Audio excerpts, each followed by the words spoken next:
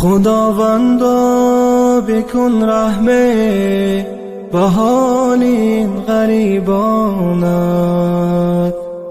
به حالی مردمی دور از وطن افتاده سرسانت.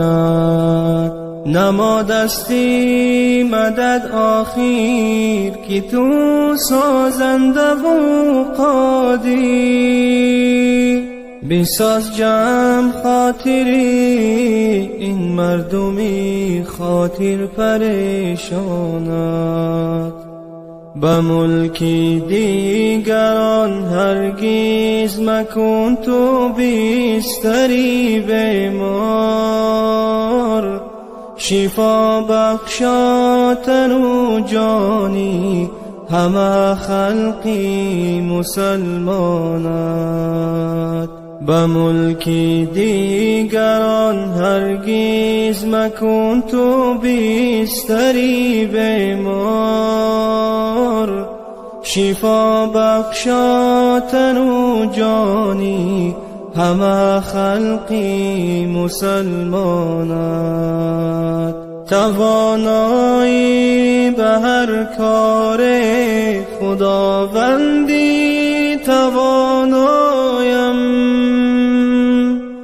توانایی به هر کار خداوندی توانایم.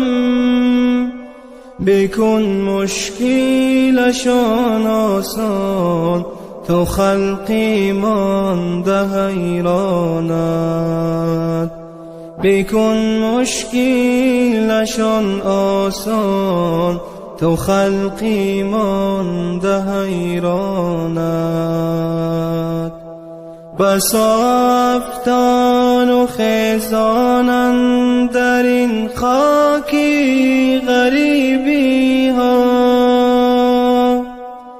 بسا افتان و خیزانند در این خاکی غریبی ها.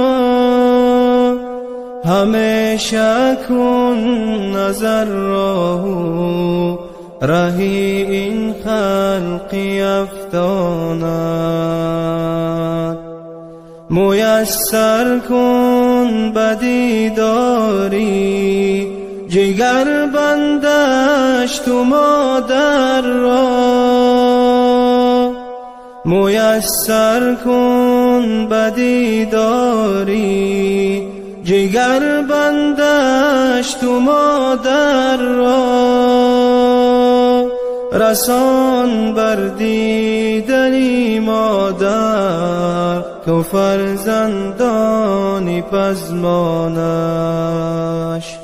رسان بر دیدنی مادر تو فرزندانی پزمانش.